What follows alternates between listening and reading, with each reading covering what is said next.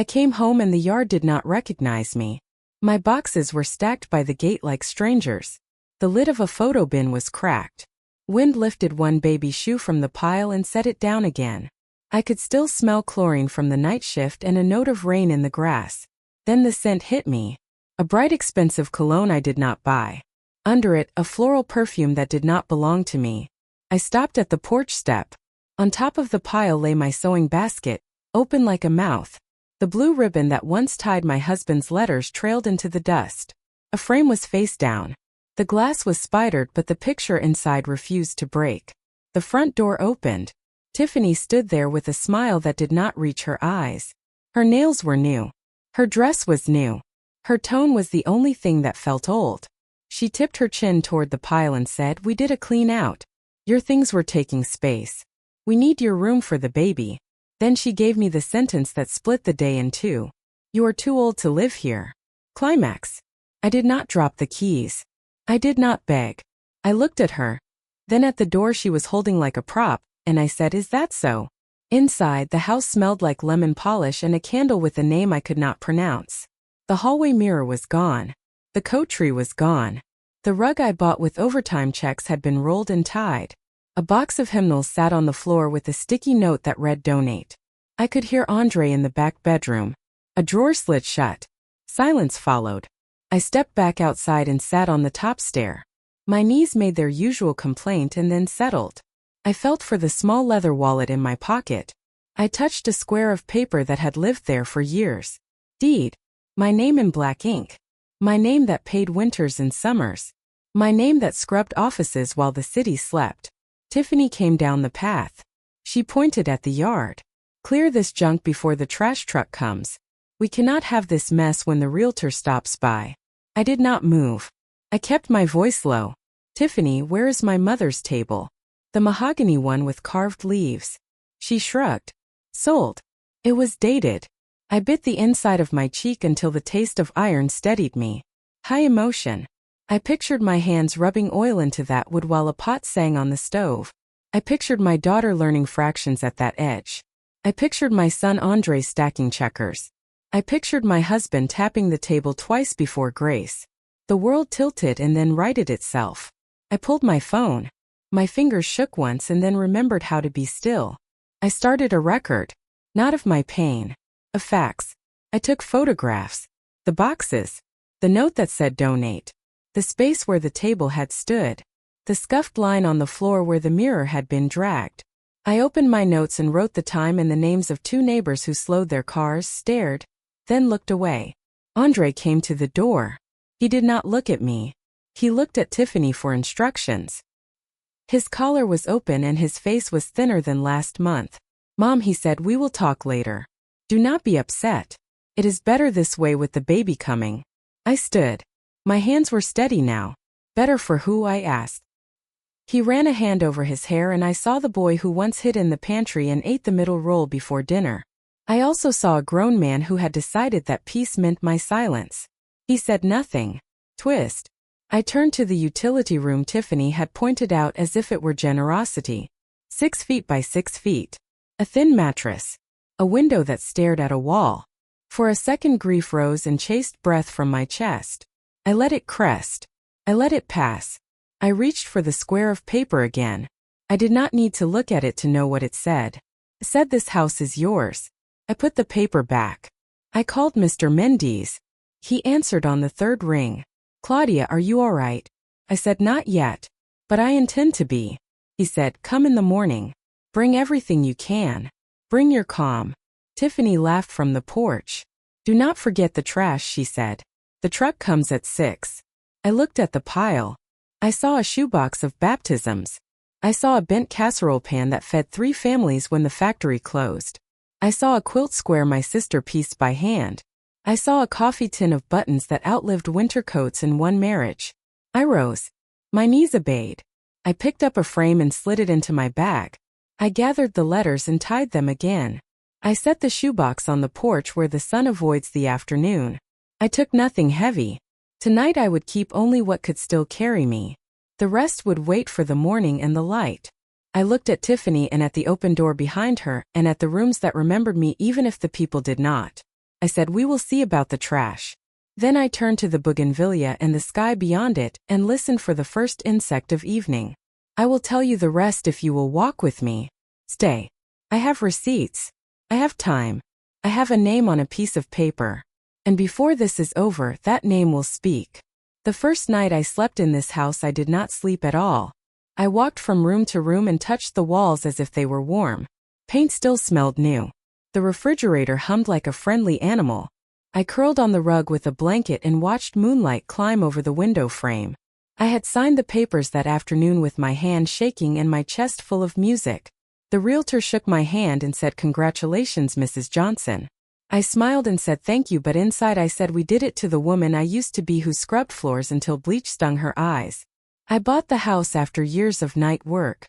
Office towers downtown wake up early. They want their glass to shine before the sun does. I learned the rhythm of elevators and the private sounds buildings make when no one is there to hear. I knew which janitor radio played slow love songs after midnight, and which window would give me the first line of dawn. I kept a jar for tips and a jar for dreams. One paid for bus passes and the other paid for the down payment. Both took time. I remember the day the bank manager handed me a printout that showed a number with enough zeros to whisper house. I folded it and put it in my shoe because that was the safest place I knew. On Sunday, Pastor Green preached about seeds and seasons. I nodded and thought about time. I was not fast. I was faithful. The house looked like a small sun from the street. Yellow paint. White trim that needed freshening. A porch that asked for rocking chairs. A patch of dirt that wanted bougainvillea. The day I planted it, I knelt until my knees ached. I pressed the root ball into the earth the way you settle a baby to sleep. I told the plant, you will grow and I will grow with you. Seasons agreed. We raised children in these rooms. Shoes were kicked under the sofa. Spelling words were taped to the refrigerator. Thanksgiving fit like a song. In summer the windows were open and the neighbors called to one another like birds. My husband tapped the table twice before grace. When he left this world I pressed my forehead to that same table and let the wood hold me up. I kept the house. I kept the routine. Coffee before sunrise. A quick prayer to thank the ordinary. A check of the porch light. A walk to the bus if the car would not start. I did not break. I bent until the wind passed. Years later, when Andre finished school, he moved back while he looked for work. He met Tiffany at a party across town. She smiled like polished stone. She shook my hand and called me Miss Claudia at first and then Mom. The first dinners were warm. She brought a pie from a bakery and a new candle that smelled like cotton. She said, "This house feels so vintage." She meant it as praise. I heard the first hint of a museum tag. Andre asked to stay while they saved for their own place. I said yes. I said yes because family is a rope you do not cut in the dark. I did not change the deed. There was time. They set up in the big front bedroom to catch the morning light. They painted it soft gray and I nodded because gray is easy to live with. At first Tiffany was grateful for the extra set of hands and the steady roof. I took them to church and she stood straight beside me and I thought maybe this will work. Then little things began to move. The reed basket that held Sunday bulletins found a new spot in a closet. My quilt folded itself away in a storage bin. The mirror in the hallway was taken down to try a different look. None of it meant harm at first. It was only taste. Taste can be gentle or it can be a knife that smiles. The day I came home from a long shift and saw the mahogany table polished to a high shine, I felt proud. The day I came home and saw a different table standing in its place, I felt hollow. Tiffany said the old one was dated. She said a modern table would help the room breathe. I did not argue. I looked for the old table in the garage and could not find it. I swallowed my questions and told myself maybe she stored it at her cousin's. The truth arrived later. A house listens when you speak kindly to it. It also hears contempt. Lately it had been hearing a tone that did not fit its lines. I kept thinking about seasons. Some seasons prune. Some seasons bloom. I told myself the pruning was over. I told myself I could live with a new table and a candle named sea salt. I wished that the bougainvillea would teach me again how to grow around sharp corners. Then the boxes landed on my lawn and the lesson changed. I do not give up what I have sown. I do not throw away a name that cost me nights and knees. I do not forget where the papers live. If you are listening tonight and you have a deed in your drawer or a lease with your name on it, then you know what I mean. Ownership is not loud. It is steady. It is the quiet engine under dignity. I kept that engine tuned even when people I loved forgot to listen. Morning brought a sky the color of dishwater, and the smell of wet cardboard from my own memories. I stood on the porch step with a mug of coffee and watched two sparrows argue on the fence. If birds could talk, they would tell you that ownership makes creatures brave. I took a breath that filled all the way to the bottom of my ribs. I would need it. Tiffany opened the door with her phone in her hand. She barely glanced at me. She tapped the screen and smiled. She said a realtor might come by later just to get a feel for comps. She said modern couples love open space. She looked at my boxes and made a face as if onions had rolled onto the porch. She said we need to stage the house. Then she gave me a smile you use for children who do not understand a field trip and said we cleaned a small room for you in the back so you can be comfortable for now. She walked me to that utility room as if she were doing me a favor. She swept her hand to show off the folding bed and the single lamp. She said you must not use the main bathroom because of the hot water. She said please keep your food in your room because the kitchen is at capacity. She added a line that did not know its own cruelty. The doctor says I should avoid stress for the baby. Insult. The word baby stayed in the air and tried to make me feel selfish for needing a seat at my own table. I looked at the thin pillow. I looked at the spider crack in the window. I felt a sting rise in my chest and then it went quiet. I set my mug on the sill and said thank you for the information. She frowned because she expected me to break. I did not. Ms. Lorraine wheeled her baking cart past the gate and looked in. She opened her mouth. Then she saw Tiffany beside me and closed it. She lifted 2 fingers to her temple in a small greeting. I gave her a nod that said later. Community has its own language and it is gentle for those who need it. Andre came down the hallway with his tie crooked. He kissed Tiffany on the head and said he would be late because of a new project. He looked at me and tried a smile. It did not fit his mouth. He said we will talk tonight, Mom. He touched my shoulder on his way out. It was a ghost of a touch. It told me he felt something like shame and did not yet know its name. Tiffany watched him go and then turned to me. Her voice was patient the way a store clerk learns to be. She said we should discuss a timeline for you to transition to something easier. She said there are very nice communities with nurses and events. She said the brochures are lovely. She did not say nursing home, but the meaning sat on the table between us and waited to be picked up. Bark. I picked up my mug instead. I sipped. I looked at the bougainvillea through the door and at the box of hymnals by my foot. I let a long breath in. Then I said this. Tiffany, I am not moving to a community. I bought this house with 40 years of work. I am 66, not finished. The room you picked for me is not a room. It is a warning. I do not take warnings in my own home. She blinked. She gave a laugh that tried to sound soft and came out thin. She said you cannot make this hard for us. I said I will make this right. Her mouth tightened. She said Andre will be upset. I said Andre will be informed. She tilted her head like a person studying an insect in a jar. She said you will not like what happens if you fight me. I said we will see what happens when the truth stands up. I walked to the pile and lifted a small frame I had missed last night. It was the one with the 3 of them in Easter suits. Andre with his tie crooked the same way he wore it this morning. Marianne with 2 missing teeth. George with chocolate at the corner of his mouth. I slid the picture into my bag. I took a second picture with my phone of Tiffany's hand as she held the door and the boxes on the step behind her. Every picture is a sentence when the day comes. Inside the kitchen I wrote a list. It said keys, deed copy, bank logins, photo timestamps, names of witnesses, health appointment. It said Mr. Mendy's 9 a.m. Under that I wrote calm. I underlined it twice. I ate toast standing up. I cleaned my cup. I put on the black dress that makes me feel like a sharp line. I tied my scarf. I adjusted the chain that holds my wedding ring. I looked into the small mirror by the back door. The woman looking back at me did not need to be young to be strong. She only needed to remember who paid the mortgage. The spark did not come like a shout.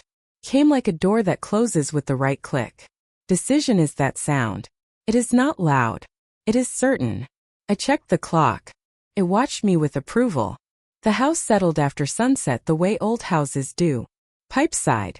The refrigerator clicked. A car passed and the curtains breathed in and out as if the room remembered ocean. I sat on the folding bed with a notebook and a pen that glided like it had been waiting for this night. My phone lay face up beside me with the brightness turned low. The screen showed a gallery of pictures I had taken before the light left the yard. Boxes. Notes. Spaces once filled. Proof waits for order. I began to give it one. I wrote the date. I wrote the time. I wrote what had been moved and what had been sold. I drew a small diagram of the living room and marked the line where the mirror had been dragged. I listed the names of the neighbors who slowed their cars, a blue sedan and the red truck with the dented door. I wrote the words said to me and the exact phrasing. Too old to live here. Realtor. Stage the house. Community. Then I drew a square and wrote deed inside it. I pressed the pen down until the dot turned almost black. I opened the bank app that Andre had once installed for emergencies. I remembered the day he handed me the card and said use it if you ever need it. I rarely did. When my car would not start and the bus was late, I used cash and a prayer. Tonight I entered the password and watched the numbers resolve. I scrolled back month by month. I saw payments to home decor stores and boutique furniture houses. I saw transfers that matched the dates when a new rug appeared and when the couch changed from firm to soft. A 5,000 here. A 6,000 there. The list looked like someone buying a life on a timeline that was not theirs. I clicked into the transfer details. One destination showed a partial name that matched Tiffany. Another was labeled lifestyle brand with no further notes. My heart thudded and then adjusted its pace. I took screenshots of each entry. I emailed them to myself with subject lines that included the date and amount. I wrote those amounts into my notebook in columns. Totals started to gather like storm clouds. When I reached the 8th month, I paused. I added with my finger on the page. The sum would cover a year of utilities and still have enough to paint the porch twice. I let the number sit without commentary. Numbers tell their own story when you let them stand up. I opened the photo gallery again.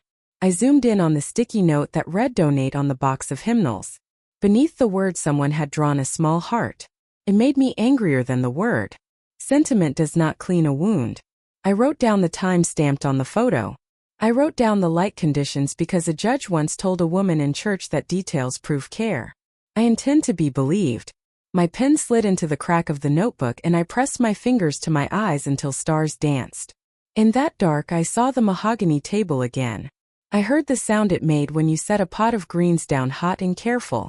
I saw my husband tap twice. I smelled polish. I let myself ache for 3 breaths.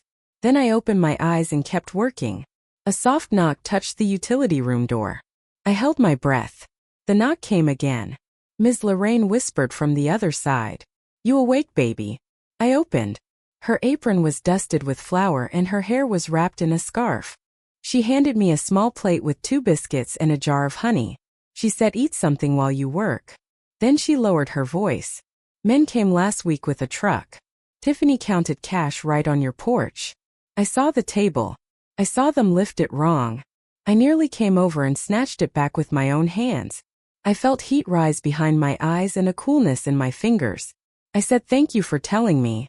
She nodded. She looked at the thin mattress. Her mouth made a hard line.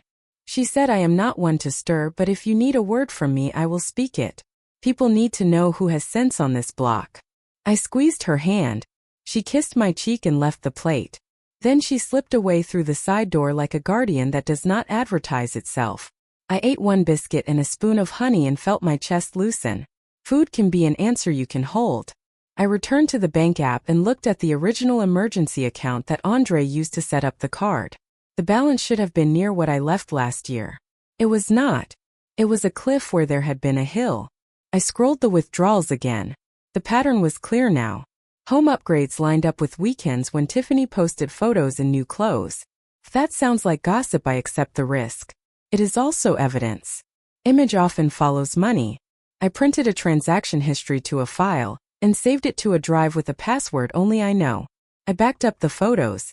I wrote myself a short letter that said, should anything happen to me, here is what you must show. I addressed it to Marianne because she does not flinch at numbers. My phone buzzed. A message from Andre.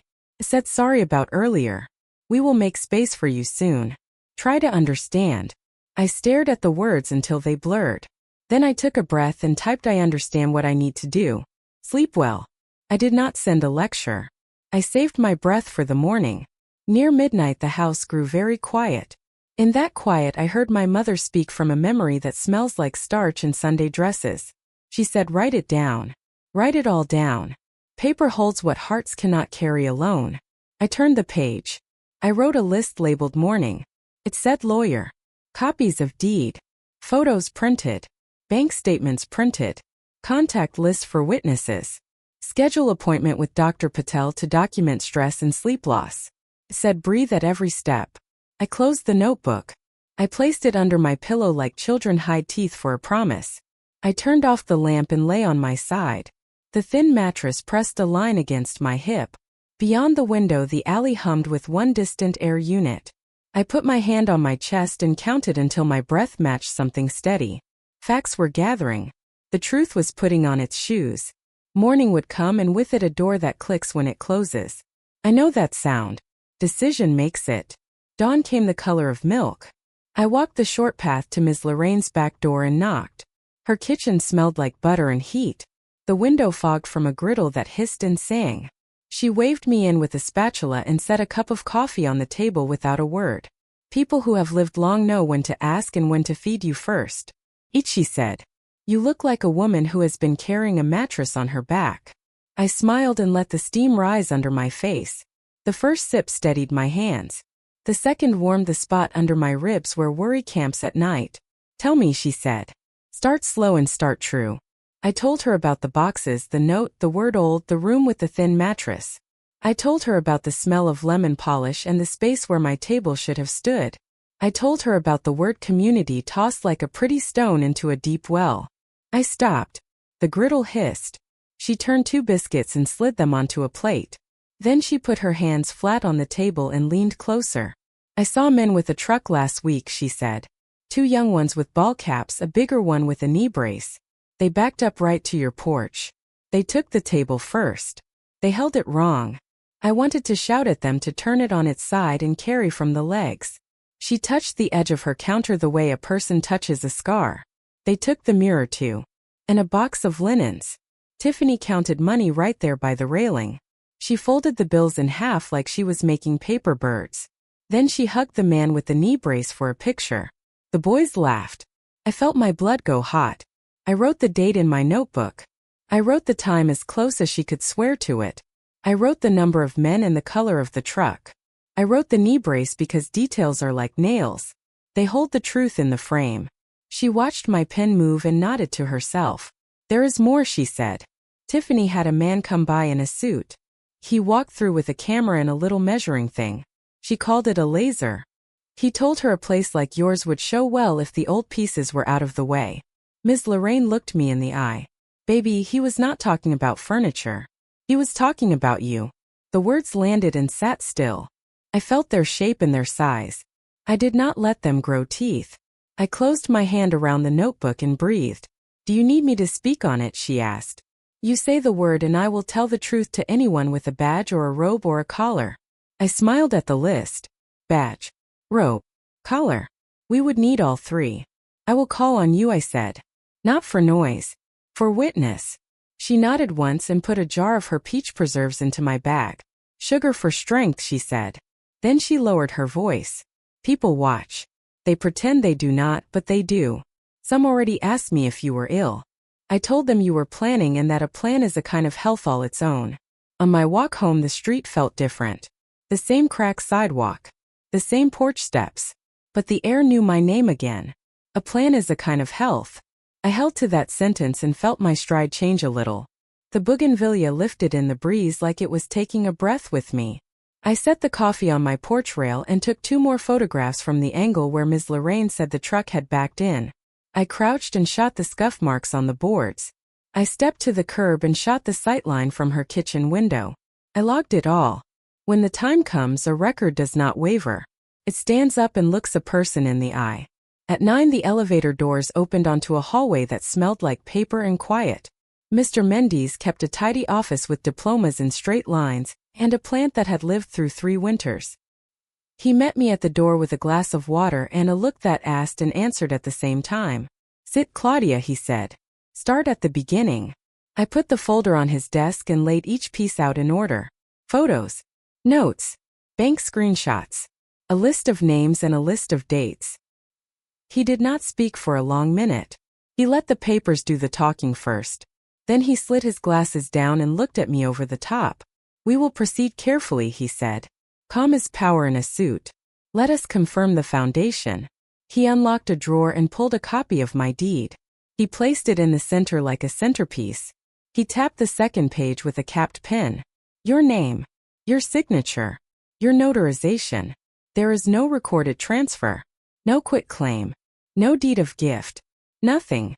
Therefore you are the sole owner of record. He leaned back and folded his hands. You allowed your son and his wife to live there.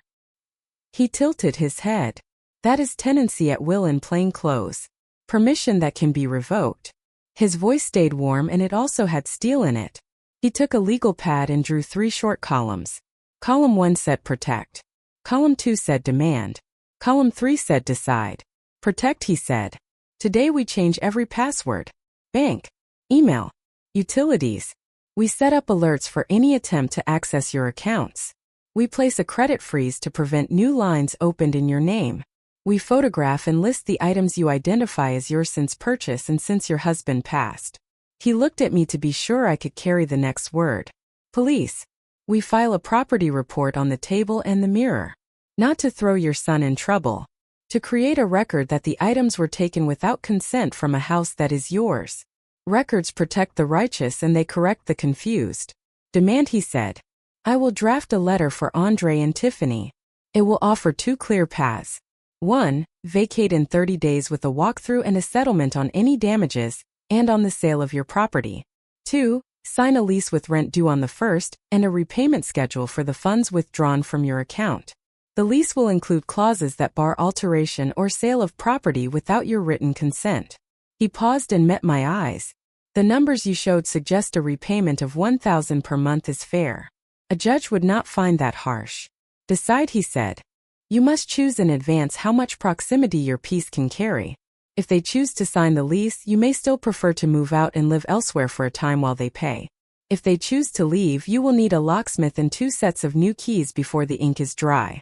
He made a small smile. I know a man named Calvin who is quick and gentle with old locks. He turned the deed back toward me. I traced the letters of my name with my eyes. He nodded as if witnessing a vow. Now, he said, about the dinner. I had not spoken of a dinner, but he read the day like a calendar. They will try to stage a conversation in company. They will bring her people. They will say community and mean pressure. If you agree to meet, bring your papers. When a woman lays a deed on a table, the noise in a room goes quiet. I breathed in.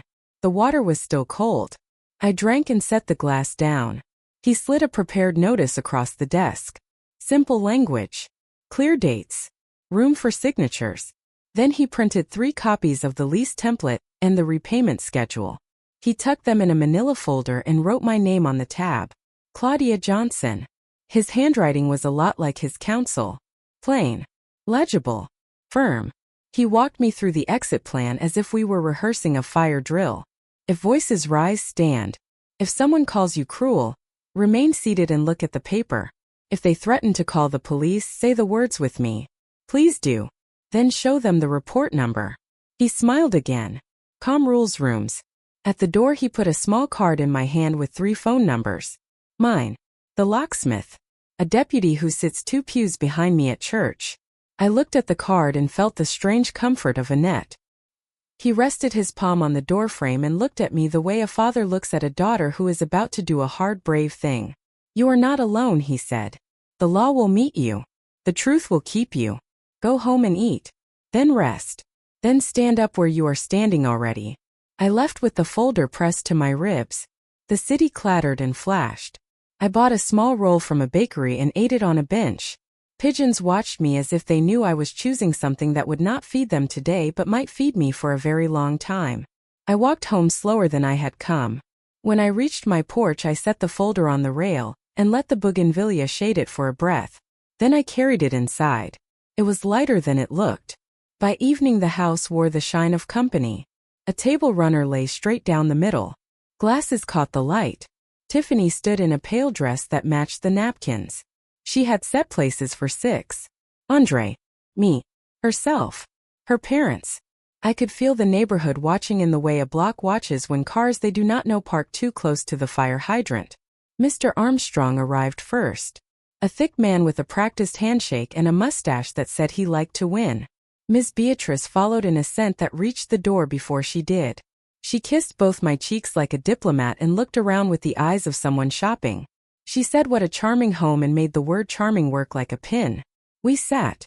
The food was good because Tiffany can cook when she wants to impress a person she respects. I noted the effort and let it sit beside the insult from the morning. People are often a stack of contradictions. Only one of them belongs on the deed. Small talk scratched along the surface. Weather. The new development on Maple. A gala where someone wore shoes that looked like mirrors. Then Mr. Armstrong cleared his throat. He covered the point with a linen napkin. We hear there has been some confusion, he said. Younger families need space. It is natural. And mature women need rest and proper care. There are excellent residences with nurses and gardens. He smiled as if he was offering me a cruise. Ms. Beatrice placed her fingers on the stem of her glass. At your stage, dear, she said. A community can be such a blessing. You would not need to climb stairs. You would not need to worry about bills. Think of it as a gift to yourself. Andre stared at his plate. His fork made small nervous marks in the sauce. He did not lift his head. He did not lift his voice. I watched him and saw the boy and the man wrestle in his shoulders. I folded my napkin and set it beside my plate. Thank you, I said. Then I stood. I carried my bag to the head of the table and placed a folder there. The room changed temperature without moving a degree. I opened the folder. I slid a copy of the deed onto the runner where everyone could see. This is my house, I said. My name is the only name on this deed. There has been no transfer. There has been no gift. There has been permission. That permission is a kindness, not a contract. Tiffany laughed. It came out high and broke in the middle. She looked at Andre and then back at me. She said that cannot be right. We live here. We have made improvements. We are starting a family. I kept my eyes on the paper. Improvements do not erase signatures, I said. Starting a family does not erase a mother. Her smile curdled. Ms. Beatrice set her glass down hard enough to make a ring. Mr. Armstrong leaned forward. Now see here, he said. We are trying to be reasonable. You cannot put these young people on the street. People would talk. He turned his head just enough to glance toward the window where evening held a mirror up to the block. Community eyes. I heard the phrase ring in my head from the morning. I reached into the folder and slid out 2 more sheets. I placed them side by side. There will be no street, I said. There will be one of 2 things. A signed lease with rent due on the 1st and a repayment schedule for funds taken from my account. Or a notice to vacate with 30 days to remove belongings and return my property if any remains unsold. I tapped the notice. Choose a line and sign. Tiffany stood so fast her chair cried against the floor. She pointed at me and then at Andre and then at the ceiling as if a witness might be hiding there. You would do this to your own son, she said. I would do this for my own son, I answered. Sometimes a boundary is the only gift that grows a spine. Andre finally looked up. The whites of his eyes were the color of someone who had not slept. He opened his mouth, closed it, opened it again. Mom, he said. His voice was small. Can we talk about this later? No, I said. Later has been sold for cash on this porch. We are here now. And we are not alone. I glanced to the window. 2 shapes paused on the sidewalk. Not gawking. Listening the way polite people listen when they do not want to be rude and cannot help being present. Ms. Beatrice drew herself taller. She said, this is humiliating. I said, truth often feels that way to the one who does not expect it. Mr. Armstrong pushed his chair back. He said, what if we refused to sign? I slid a 3rd paper forward. A copy of the police report number for stolen property. I placed my finger on the number without tapping. Please call anyone you wish, I said. Badge. Robe. Collar. We will make room at this table. Tiffany's mouth opened and no sound came for a full count of 5. Then she laughed in a short burst. She said, Andre, tell your mother to stop. He rubbed his forehead with 2 fingers and stared at the lease. For a second I watched a decision try to be born. He took the pen. His hand shook. He signed the lease and the repayment schedule. He did not look at anyone while he did it. Tiffany backed away from the table as if the paper might become a snake. She pressed a palm to her stomach and whispered that she felt faint. Miss Beatrice was at her side in a heartbeat with the kind of care that is real when it belongs to a daughter and also hard when it belongs to a plan. Mr. Armstrong stood with his hands on his hips. He looked at me with heat and a kind of grudging respect that men sometimes reserve for storms that will not move. The room was quiet except for the clock. Outside a siren went by and faded. I gathered the signed pages and returned them to my folder. I left copies where they needed to be. I smoothed the runner with my palm. I sat down again because eating at a table I own is a kind of prayer. We will be kind in the morning, I said. We will be exact now. Rent on the 1st. Repayment on the 1st. No sales.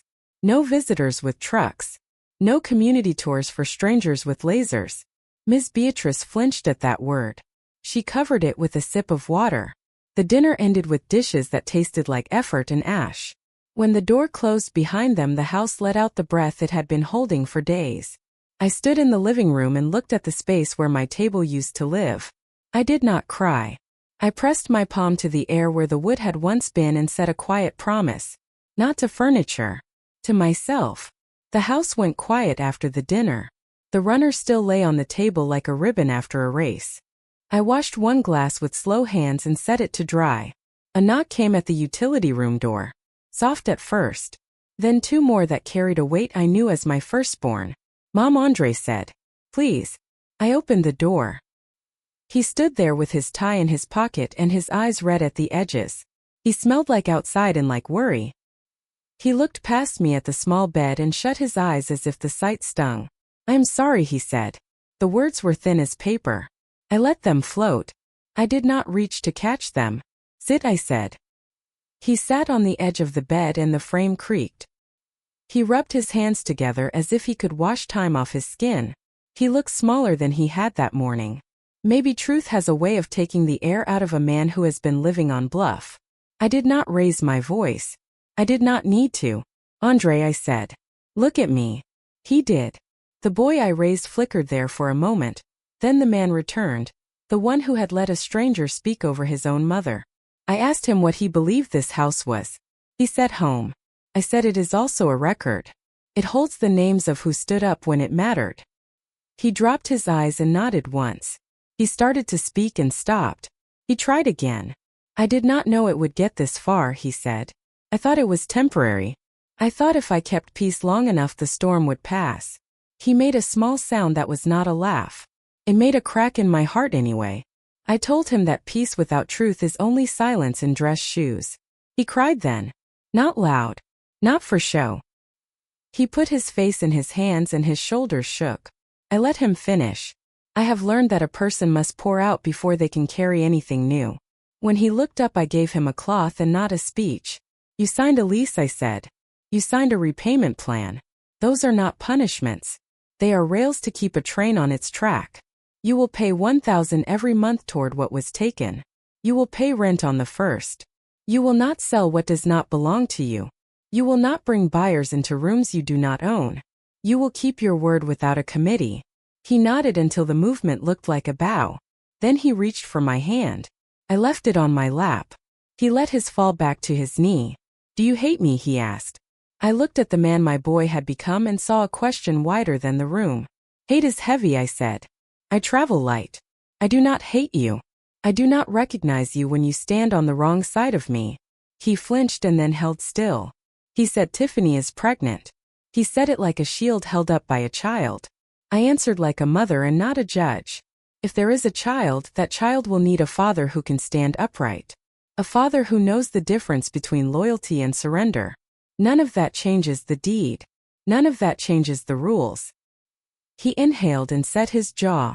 I will pay, he said. I will fix this. I shook my head once. You cannot pay your way back to a spine. You will show your way back. Month by month. Courtesy by courtesy. Truth by truth. He asked where he should sleep tonight. The question broke something soft and old in me, and it released a little light. In your own room, I said. You will not put me in a cupboard while you rest in comfort. I will choose where I sleep. He glanced at the thin mattress and his face burned with shame. He stood. He wiped his face with both hands as if he could start over by friction. He reached for the door and paused. Thank you for not throwing me out, he said. I owed you more. You owe yourself more, I said. Go on now. After he left, I sat on the bed and listened to the house breathe. I felt tired down to the bone. I also felt something like a stake driven into firm ground. A place to tether the rest of what was coming. Near midnight the floorboards spoke and then settled. I heard water run in the back bath and a cabinet close. I pictured a young Andre in the mirror with toothpaste on his chin. I pictured the man blinking at his own reflection and trying to remember the boy. I put the deed copy under my pillow again and turned off the light. Morning found me with a hand pressed flat to my chest. The room was gray and the air was thin. A tightness crawled up my sternum as if a fist had closed around a rope beneath my ribs and pulled. I sat up and the corners of the room swam. Sweat slid cold down my neck. The lamp switch felt far away. I tried to breathe slow and deep. The breath snagged and then stuttered. I tapped the wall with the side of my fist. Once. Twice. On the third knock my hand went soft and I lay back against the pillow and looked at the ceiling to keep my mind from running. The door opened. Ms. Lorraine stepped in like a prayer someone had said for me before I knew I needed it. She had a key from the years when we traded pies and plants and trust. She said my name low and steady. Claudia, breathe with me, baby. In and out. Watch my hand. She put her palm up and moved it like a tide. I followed. The fist inside my chest loosened a notch. She called an ambulance with the other hand. Her voice was calm. 72 on Pine. Woman in her 60s. Chest pressure. Yes. Yes. Awake. Breathing. History of stress. The siren rose and fell outside, then landed at my door. 2 attendants moved like people who had practiced this walk 100 times. Their faces looked kind without looking sorry. They asked my name and the month. They put a small taste of metal under my tongue and a meter on my finger. They lifted me as if I were made of something valuable. The ceiling of the ambulance looked like a box of daylight. The driver spoke into a radio. A woman with a badge like a silver smile said, "You are all right. We are on our way." She asked about pain and I gave her numbers. She asked about family and I said there are 3, 2 who always come and 1 who might remember how. She nodded without judgment and tightened the strap. In the emergency room, lights were bright and voices clear. They drew blood. They pasted small pads on my chest and made a paper mountain of my heartbeat. They kept their words soft, their hands sure. A doctor with warm eyes and an accent that held the music of another coast came in and introduced himself as Dr. Patel. He listened to my chest, then listened to my story. He did not interrupt. When I finished, he placed both hands on the foot of the bed and leaned. "Dress," he said. "You can train the heart to run when it is standing still." He spoke of small vessels and pressure and oxygen like a teacher who wanted a student to pass a test she did not ask to take. He said this looked like a minor event and a major warning. He said we would adjust medicines and add rest. He said I must remove the source of harm the way you remove a nail from a shoe that keeps cutting your foot. Marianne arrived first with a bag and a face set for battle. She kissed my forehead and stood like a guard at the foot of my bed. George came an hour later with his shirt buttoned wrong and his hair still wet from a fast shower. He took my hand and said "Mother," and then stopped because the rest of the words would not fit. They listened while Dr. Patel repeated what he had told me. They nodded in the rhythm of people who would hold me to what would save me. Andre did not come that day.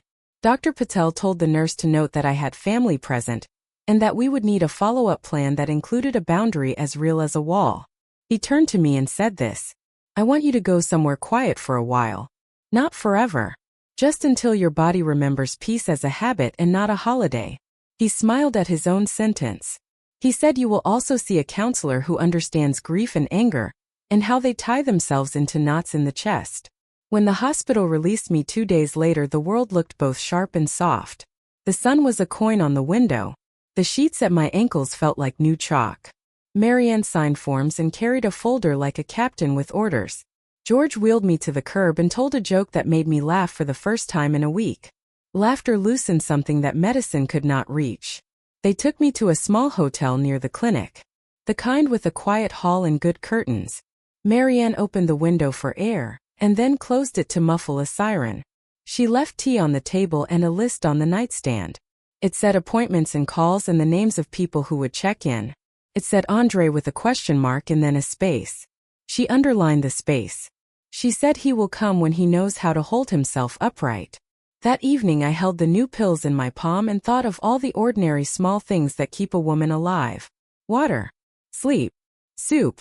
A hand on her forehead. A piece of paper with her name written right where it belongs. I took the pills. I slept without dreams. In the morning I woke to a body that remembered how to be mine. The decision to move did not feel like surrender. Felt like strategy. I had no intention of abandoning what I owned. I intended to choose air I could breathe while the papers did their work. I called the manager of a small building my husband had bought when the factory still sang. There was a studio on the third floor with morning light and a decent stove. The current tenant had just left for a job in another state.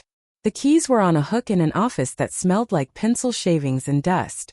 Marian drove me over with the windows cracked. We took the stairs slow. When I opened the door, the room looked like a blank page with neat lines. White walls. A window that watched the city blink awake. A small shelf that waited for books. I stood in the doorway and felt a hush move across my shoulders like a shawl.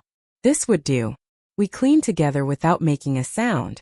She wiped the baseboards while I set spoons in the drawer and counted them for no reason but comfort. I placed my sewing basket on top of the wardrobe like a guardian. I set my husband's letters on the highest shelf where the afternoon sun could warm them. I put the copy of the deed in the drawer beside the bed. Not because I needed to look at it. Because it had learned to live near my sleep. Ms. Lorraine brought a bag of groceries and a small plant in a chipped cup. She set them on the counter and opened her arms. This is temporary, she said. Temporary can be a bridge. Bridges save lives. I put the plant on the windowsill and watched it lean toward the glass as if it already knew where it was headed. I told Pastor Green that I would be away from my pew for a few Sundays while I learned to breathe on schedule. He placed a hand on my shoulder and prayed into my hair in a voice that rolled like a hymn. He did not ask for miracles. He asked for daily bread and for courage to accept ordinary good. He invited me to speak at Women's Day next month on the subject of keeping your name where it belongs. I said we will see how my breath holds. That first night I sat in the rocker Marian found at a thrift store and watched the city make its rash of lights. I brewed tea and let the steam kiss my face. Quiet wrapped around me with a weight that felt like safety and not like loneliness. I wrote in my notebook. Not just lists now. Sentences. I wrote what I had learned. Calm is faster than panic. Paper is a voice when your own voice shakes. Bougainvillea forgive sharp pruning if you water them after. I ended with a line I did not expect. I wrote I am allowed to want peace. Andre made the first payment on the 1st of the month. A clean transfer that arrived before noon. He texted a receipt. He wrote I will not be late. He did not add a story. I wrote back 2 words. Thank you. That was all that fit. A week later he sent rent as agreed. He also sent a photo of the kitchen with a cheap clock hung where the mirror had been. He wrote fixing things as I go. I sat with the picture for a long minute. Then I deleted it and kept the transfer record. Sentiment is fine. Records feed courts. Tiffany found a part-time job at a department store. Ms. Lorraine told me she saw her on lunch break trying on a dress and not buying it. The note in her voice was not mean and not pleased. It was the plain tone of a witness who had chosen to live with her own heart when other people wandered away from theirs. Dr. Patel set a schedule. Walk in the morning. Stretch in the evening. Write one thing every day that belonged to me alone. I walked 3 blocks and back and the city introduced itself like a neighbor. A girl jumped rope on the sidewalk and waved her elbow high. A man tuned a guitar on a stoop and nodded. I stretched while the kettle heated and felt my back speak in small words that sounded like thanks. I went through the boxes I had saved from the porch and found a quilt square with a crooked seam. My sister had sewn it on a night when the radio was playing slow and our mother was humming in the kitchen. I ran my finger along the line and left it crooked. Some flaws are facts and some are signatures. I pinned the square by the window where the seam could catch the light. Pastor Green called to confirm the speaking invitation. I said yes because my breath had learned a new step and because my story was not only mine. It belonged to women who had been told they were in the way in houses they built. It belonged to anyone who had ever stood still while another person moved their chair, and then decided to pull the chair back without raising their voice. On Sunday I cooked a small pot roast for myself and set the table for one as if it were a crowd. I said grace out loud and tapped the table twice with my fingers. The gesture surprised me with its comfort. After dinner I washed the dish until it squeaked and dried it with a towel that had my name stitched on the edge. Then I placed it in the cabinet like a vote. When I lay down that night the city light brushed the ceiling and made a soft square above the bed. I pictured the house on Pine Street. I pictured the bougainvillea lifting at the porch rail. I pictured my name on the deed like a bell that would sound when the time was right.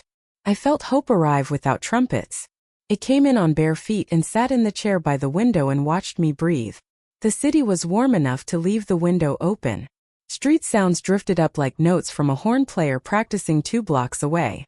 I was watering the small plant Ms. Lorraine gave me when my phone rang. The number was unfamiliar. I almost let it pass to voicemail, then answered on the last ring. Mrs. Johnson, the woman said. Her voice was careful, edged with a tremble. This is Beatrice, Tiffany's mother. I set the watering can down and watched a bead of water slide along the spout. I am listening, I said. We need to meet, she said. It is important. It is not easy. I chose a small coffee shop where no one I knew would wander through on a Saturday. The bell over the door gave a tired jingle as I entered. Beatrice sat near the window with a large envelope on her lap and a face that looked like weather. She stood when I reached the table. We did not hug. Thank you for coming, she said.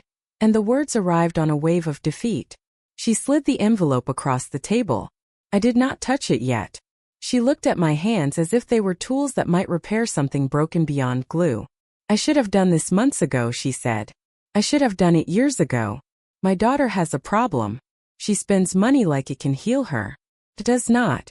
She lies when fear gets the better of her. And fear gets the better of her often. Twist. She pressed the envelope closer. Inside are statements. Credit cards in Tiffany's name. Balances that would make a banker cough. There are messages too. She looked at the table and the skin under each eye sagged. She told me she was pregnant. I wanted to believe her so badly that I did. But she is not. She cannot be. A medical issue from long ago. I brought the letters from the clinic. I let the silence hold steady. I did not let it break into pity or anger. Then I opened the envelope and slid the first page free. The numbers climbed across the statement like a vine that had outgrown its trellis. Store names I recognized. Stores that sell a certain kind of life, not a couch. I turned to the printouts of text messages. The threads were short and ugly. Plans to show a test. Plans to delay the truth. Plans to use the idea of a child as a lock on a door that led to a deed. I looked up and met Beatrice's eyes. She flinched, then squared her shoulders. I was wrong to smile at your table, she said. I was wrong to use the word community when I meant pressure. I thought I was protecting her. Maybe I was protecting myself from seeing who she has become. I took a slow breath. Thank you for bringing the truth, I said. It will not make you popular. It will make you free. She nodded and looked like a woman stepping off a dock without knowing if the water would hold her up. She hesitated at the last document. There is one more thing, she said. A message she sent to a friend. I did not want to show you, but if we are going to be honest, then let us be honest.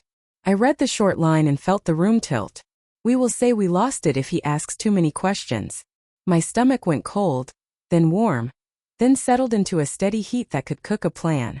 I thanked Beatrice. I asked if she would be willing to speak if anyone in a robe or a badge needed to hear. She said yes. Not because she was brave, because she was tired of being afraid. We signed a simple statement to confirm that these copies came from her. I paid for both coffees and we walked out into a sky that could not decide if it wanted rain. On the way home I called Mr. Mendes from a bench and told him what I had. He asked me to bring it straight away. We sat in his office while he made copies and arranged them in a folder with tabs. He spoke softly like a man packing a suitcase for a trip that had to be taken. He said we will proceed without cruelty and without delay. He said do not confront alone. Do not confront without a witness. He made 2 calls. One to a counselor he knew who could sit with a man whose life was about to open like a fault line. The other to a deputy whose card he had given me. The deputy said he would be within 10 minutes if I needed him. I went back to the studio and set the envelope on my table. The plant on the sill lifted 2 small leaves toward the light. I boiled water for tea and held the mug in both hands until the heat taught my fingers to relax. Then I called Andre. He answered on the second ring. His voice was thin and out of breath, as if he had been running in place. "Mom," he said. "Is everything all right?" "Come to my place," I said. "Bring Tiffany." 1 hour. His silence lasted 5 beats. He said, "We will come." I set the folder beside the chair and pulled the rocker closer to the window. I did not rehearse speeches. I prayed a small prayer for alignment. Let truth stand up and let shame sit down. The hour passed like a slow train that you can feel through the floor. They knocked together. Tiffany entered first with sunglasses pushed up like a crown. Andre followed with his shoulders rounded and his tie missing. The room felt smaller with their weather inside it. I gestured to the sofa. They sat with a space between them that was wider than the cushion. "We are here," Tiffany said. Her tone had a sheen on it. I set the folder on the coffee table and did not sit yet. I stood so the light from the window fell on the pages, not on me. "I met with your mother," I said to Tiffany. "Beatrice. She brought documents. She brought truth." Tiffany laughed once and flipped her sunglasses down, then back up. "My mother is dramatic," she said. "She has always tried to ruin my happiness." I slid the first stack across the table. Credit card statements. A list of balances and due dates and late fees that turned numbers into a map of panic. Tiffany's hand hovered over the paper as if touching it would stain her. I slid the medical letters next. Andre leaned forward. He did not touch anything. He read with his eyes and his mouth moved on a line that asked and answered at once. Climax. I slid the last printout closer. The message. "We will say we lost it." Tiffany's back stiffened. She reached for it, then let her hand drop. Andre turned to her. His face emptied like a house when the electricity pops and the lights go off at once. "Tell me," he said. Quiet. Not a shout. Not this time. Quiet like an order you give yourself when you are drowning and need to decide which way is up. "Are you pregnant?" Tiffany opened her mouth and closed it. She tried to summon a tear and could not find one. She looked at me. I kept my face still and my hands folded. She looked at Andre again and found nothing there to climb. The silence did the work. "No," she said. The word was so small that it almost did not exist. Then it grew teeth. "No, I am not." Andre sat back as if someone had cut a string. He put his hand over his eyes and let his breath come out in a sound I had never heard from him. Grief. Disbelief. The end of a story he had been telling himself to survive a different story. He ran his palm over his face once and then set it in his lap. He did not scream. He did not throw anything. He did not call her names. He asked one question. Why? Tiffany's answer wandered through a tangle of words. She needed security. She needed a house. She needed to be safe. She needed to be seen. The truth hid behind each need like a child behind a sofa. Peeked out and ducked back. It said I thought if we were expecting you would not let your mother push me out. It said I was afraid of being ordinary. Andre listened until the words circled the same drain. Then he stood. He did not shake. He did not waver. He said, "I am filing for divorce." The sentence landed with the calm of a judge reading a verdict that had been signed months ago. Tiffany reached for his sleeve. He stepped away. "There are papers," I said. I kept my voice level and my hands visible. "A lease you already signed. A repayment plan you already agreed to. These documents do not depend on a marriage. They depend on math. They will continue." He nodded once. Tiffany stared at the floor. I called Mr. Mendes on speaker. He answered and spoke to both of them as if he were measuring their breath with a ruler. He said his office would file the petition and that there would be a schedule. He said there would be no need for spectacle if everyone followed the lines already drawn. He said truth does not need an audience. It needs a signature. After the call, Andre sat again. His hands hung between his knees. He looked at the plant on the sill. Then he looked at me. "I made this," he said. "I let it happen." He looked at Tiffany. "I let you happen to my mother." I put my finger on the table and tapped twice the way his father had tapped before Grace. He looked at my hand and then he cried. Not the mound of sorrow from before. This time it was a clean line, the kind that runs down a cheek when a person has decided to tell the truth to himself and will not be moved. I moved to the chair beside him and put my palm on his back. It rose and fell like a small boat finding a rhythm in choppy water. He breathed and the room breathed with him. Tiffany stood abruptly. She said, "This is not over." She said, "You will regret this." She said words that had worked for her in other rooms and found no purchase here. Then she left. The door clicked behind her. The room exhaled. Andre lifted his head. His face was new and tired. "I am sorry," he said. The sentence contained a road. We would walk it slowly. I poured him a glass of water. He held it with both hands. He drank and gave it back to me like a promise. When he left, I called Beatrice. I said, "Thank you." She cried, small and quiet. She asked if I hated her. I said I do not. I said we will let the courts handle what they must and let our God handle the rest. Then I sat by the window and watched the light change on the brick across the way. I felt empty and clean at the same time. Grief left room. Truth moved in. Women's Day arrived with a clear sky and a breeze that made the church banners lift like sails. The sanctuary was full. Hats bloomed like a garden. Ushers in white gloves guided people to seats with the soft authority of nurses. The choir hummed as they arranged their folders. Pastor Green stood near the pulpit with his Bible closed and his eyes warm. He invited me up after the second hymn. I walked slowly, not because I was weak, but because I wanted my breath to meet me at the top step. The congregation quieted in that way that makes a room sound like a hand cupping your ear.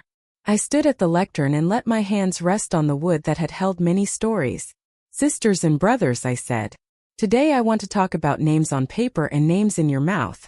About what happens when you forget that the name on the deed is yours, and you let someone call you guest in your own house."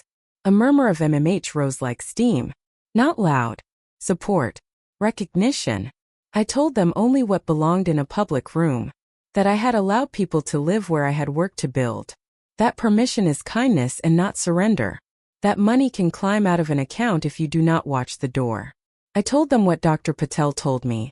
Remove the nail from your shoe if it keeps cutting your foot. The women nodded and a few men did too. Then I said this. Even those who love you can forget you are not furniture. That does not mean you become furniture to keep the peace.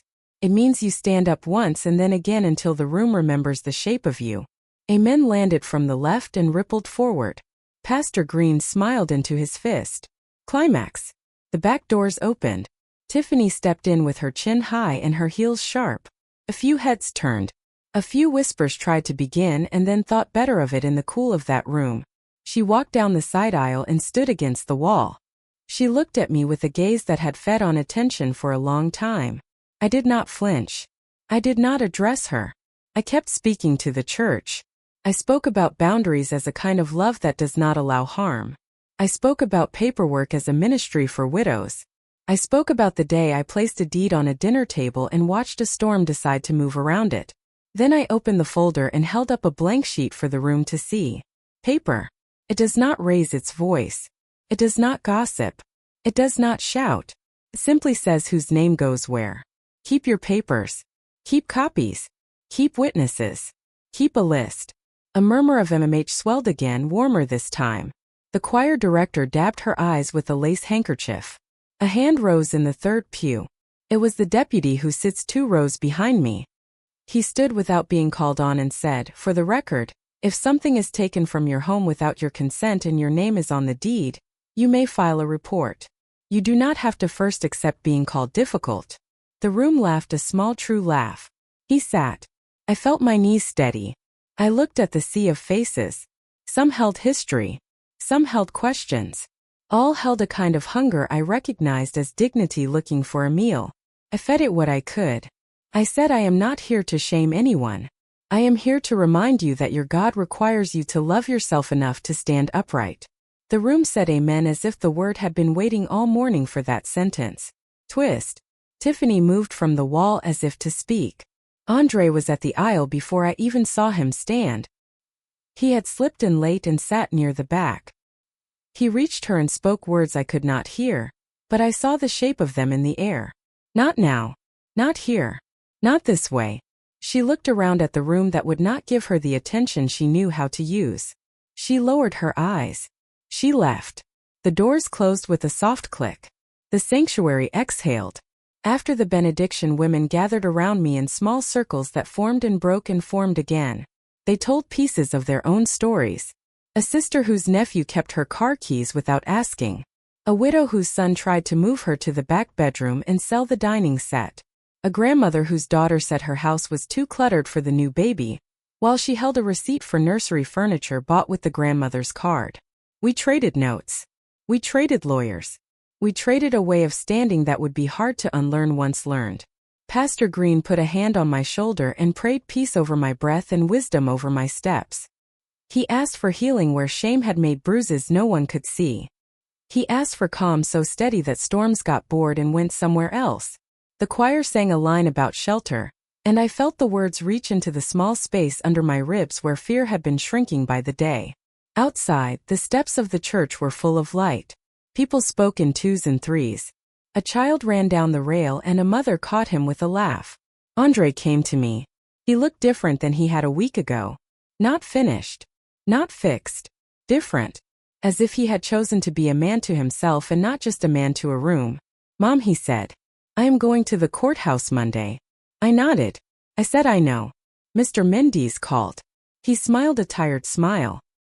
He looked over his shoulder once, as if the habit of checking for someone else's weather had not yet left him. Then he looked back at me and set his jaw. Thank you for telling the truth even when I would not hear it. I tapped his knuckles with mine. A small blessing. A small start. The sun made a bright square on the church steps. The bougainvillea on the parsonage fence hummed with bees. I breathed and my breath did not catch. There would still be paperwork. There would still be payments. There would still be nights when memory tried to run the old tapes with their old lies. But the room had seen the truth. The community had nodded. The paper had spoken. The name on the deed had been said out loud in a sacred room, and something in me stood taller for it. Courtrooms smell like paper and old wood and something that never quite leaves, a trace of nerves. I sat on the bench with my folder on my lap and my hands folded on top of it. Mr. Mendes sat beside me, calm as a sunrise. Andre sat on the other side, looking straight ahead. The clock on the wall moved with a stubborn tick. Nothing about justice is fast. That is part of its strength and part of its ache. The judge entered. We stood. When we sat again, the room seemed smaller, as if the law had leaned in to hear us better. The clerk read the case name. The first matter was the lease and the repayment agreement. Andre confirmed his signature. Tiffany stared at the table. The judge asked simple questions and expected simple answers. The judge approved the terms as fair and enforceable. Rent on the first. Repayment on the first. No sales of property without my written consent. It was not a victory speech. It was a clean line on a page the court could defend. The second matter was the petition for divorce that Andre had filed. The judge set dates and cautioned both parties to keep civil. The judge reminded them that courts are not stages and pain is not an excuse to raise your voice or your hand. I watched my son nod without trying to look noble. I watched a man who had been boyish in his decisions sit like a man who understood weight. Then came the matter I did not expect to move so quickly. Fraud outside our home. Another man had come forward with evidence that matched what I had seen, only in a different city and with higher numbers. The district attorney had reviewed the cases.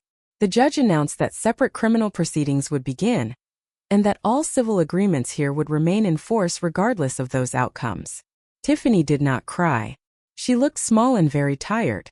For a moment something in me softened, not to excuse, but to remember that even people who harm others were not born knowing how to do it. They learned. They practiced. They were not stopped. Outside the courthouse the light felt bright and high. Ms. Lorraine stood near the steps with a paper bag from her kitchen. She pressed it into my hands. A sandwich wrapped tight. A jar of tea. A note that said proud of you in round careful letters. I laughed and it sounded like the first day of school. Mr. Mendes shook Andre's hand. He squeezed my shoulder. He said it is quiet now, but do not mistake quiet for nothing. Quiet is the sound of a house reclaiming itself. Hahi. Satisfaction arrived without cheering. It settled in the way my spine felt when I stood taller without trying. It lived in the way the bougainvillea lifted at the porch that evening as if it had been holding its breath for me. It lived in the way the key turned in the new lock with a clean click. It lived in the way the deed rested in the drawer like a sleeping child who no longer cried out at night. I walked through each room and spoke to them under my breath. Hello, living room. I see you without that mirror. Hello, kitchen. I see you with your clock ticking like a heart. Hello, hallway. I hear my steps and they do not echo. The house answered me with its tiny sounds. A floorboard accepted my weight and made a soft admission. A window sighed at the right moment. Peace hums when you know where it lives. The repayments came on time for 4 months. Andre did not miss a day. He sent a receipt with each transfer and did not ask for praise. He asked for a chance to keep showing up. We did not speak long when he delivered the rent check for the lease. We spoke of weather and work and one small car repair that he handled without borrowing $1. He did not mention the divorce. I did not pry. I let the law do its work. I let time do its work. I let God do what only God can do, which is to make a man tired of his own lies and ready for his own truth. Then the news came that brought a taste of satisfaction and a taste of sorrow at the same time. The new case against Tiffany moved faster than anyone guessed. A complaint, an arrest, a hearing, and then more men came with their own papers, their own bank statements, their own quiet shame made loud by evidence. The prosecutor said the pattern was clear. The judge set a date. That night I sat in my chair and watched the streetlight make its square on the floor. I did not celebrate. I did not dance. I did not speak her name out loud. Zadexe. Bittersweet came and sat beside me like an old aunt who has seen too much. I felt sorry for the girl Tiffany must have been before the lies became furniture in her house. I felt sorry for the woman she would have to face in a cell. Not sorry enough to ask the court to be kind. Sorry enough to pray that truth would not only punish her but wake her. Miss Beatrice called me on a quiet afternoon. She said she would testify.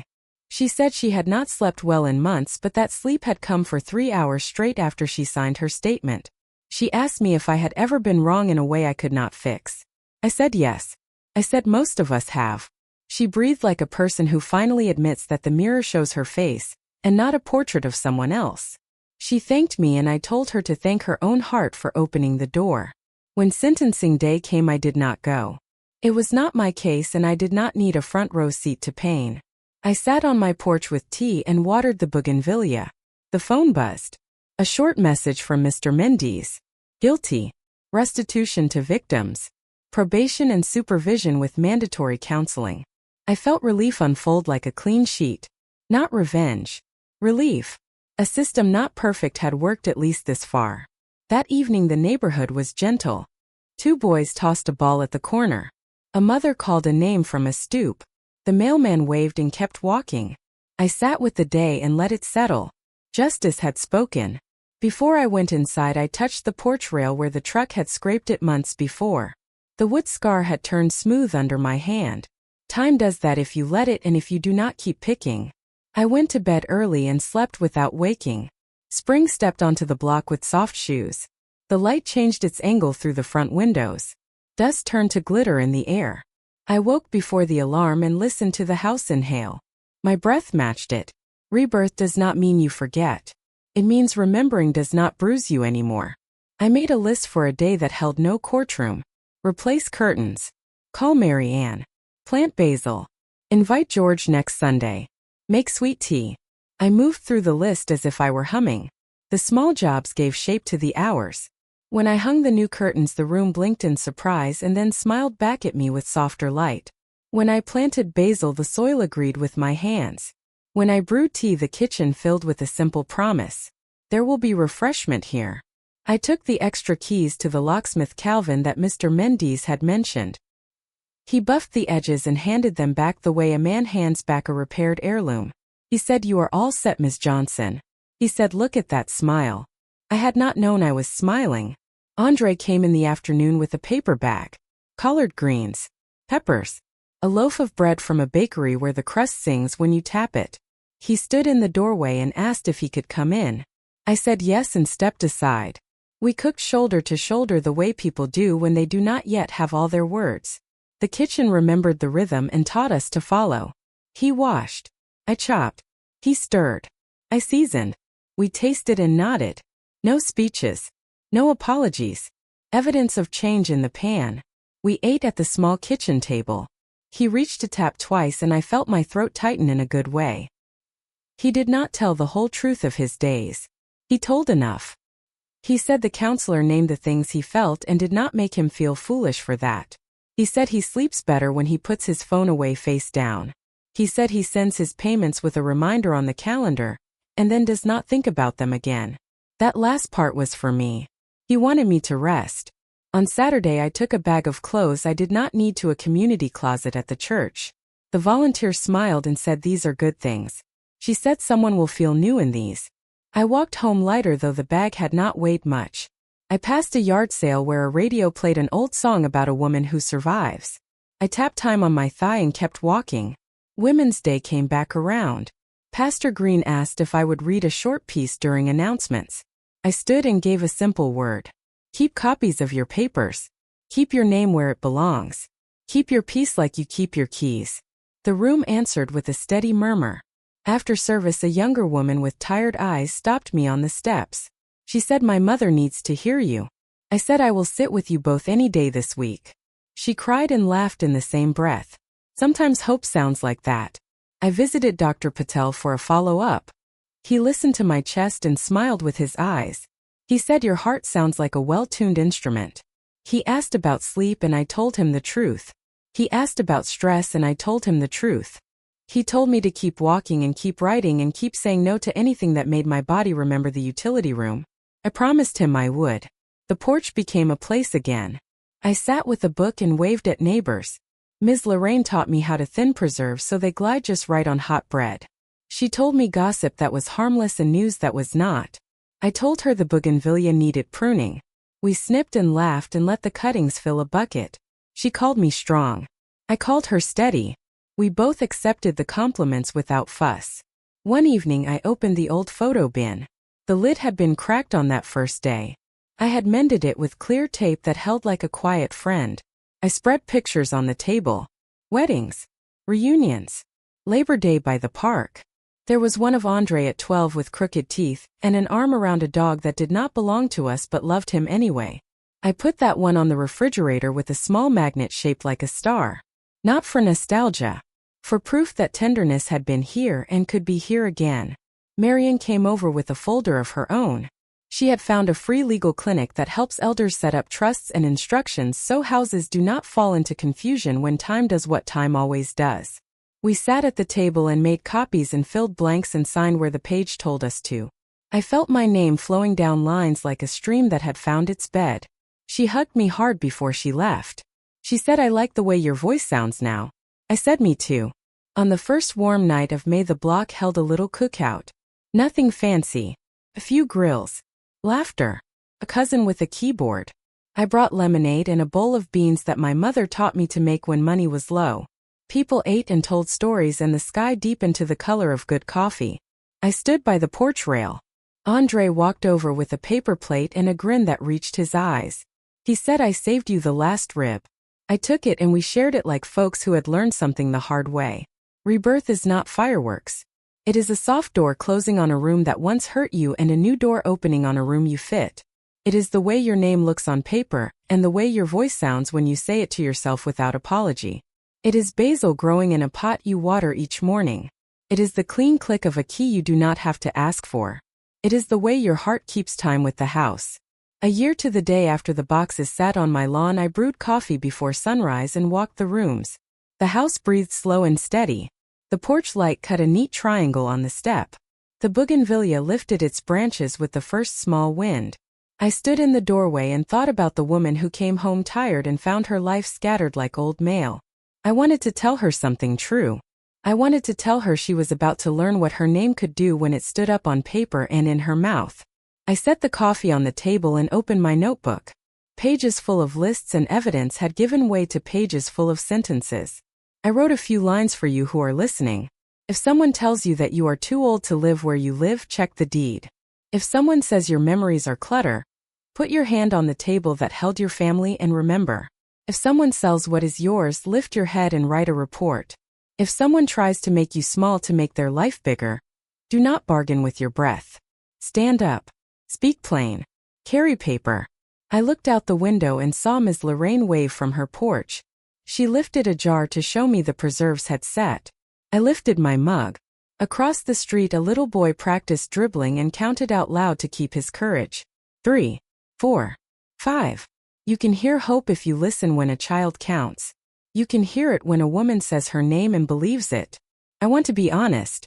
Justice tasted good in my mouth. It also left a sting. I did not get back the table my mother polished on Sundays. I did not get back the year I spent swallowing words to keep a peace that did not exist. I did not get back the version of my son who had not yet lost himself. I got something else. I got the man he could be. I got my breath like a steady drum. I got the knowledge that peace kept by lying is not peace. It is a pause. I am done with pauses that last for years. Here is the lesson I offer you as if we are sitting at my kitchen table and you are stirring sugar into your tea. Dignity is not free. It costs your fear. Costs your habit of saying yes when the answer is no. It costs the comfort of being liked by people who do not mean you well. Pay that bill. You will like your own reflection better. Your sleep will be honest. Your house will sound right at night. I also learned that revenge is a small room. Justice is a larger one. Revenge wants an audience. Justice wants a signature. Give the court what it needs. Give yourself what you need. Counsel. Rest. Good food. A neighbor who will tell the truth. A pastor who will pray without making you feel like a lesson. A doctor who will tell you the nail in your shoe is not a test of character. It is a nail. Take it out. Before I close, I want to talk to the daughters and sons who may hear this and feel their stomach twist. If you have let somebody treat your mother like furniture, stop. If you have kept quiet while someone sold the table that fed you, stop. If you have taken what was not yours because you were scared of being ordinary, stop. Ordinary is a blessing. Try it. Feels like sleep that does not need a pill. I walked back to the porch with my notebook under my arm. The sun pulled a thread of gold across the fence. The block woke up one sound at a time. I tapped the rail twice with my finger the way my husband would tap the table before grace. I thanked the ordinary out loud. I said thank you for a door that closes and opens right. Thank you for the smell of coffee. Thank you for the plant that keeps growing after hard pruning. Thank you for papers that hold my name. Thank you for a heart that runs when I ask and rests when I say now. If this story reached you, I want to hear from you. Tell me where you are listening from. Tell me what part of your name you are ready to claim. Tell me if you are in Georgia or Illinois or New York or Texas. Tell me if you are in a small town where everybody knows your porch, or in a city where the bus driver knows your stop. Leave a comment with your state so I can see the map of us. Like this if you believe dignity belongs in every room of your house. Subscribe if you want more stories where women stand up without shouting and find peace that does not ask for an apology. I will keep telling the truth with calm. I will keep making tea. I will keep a chair open on this porch for you. We can sit and breathe and plan. We can write a list and then a sentence and then a life that fits. The door is not locked. The key is in your pocket. Your name is already on the paper. Say it out loud. Let the house hear you. Let the world hear you. Let your own heart answer back.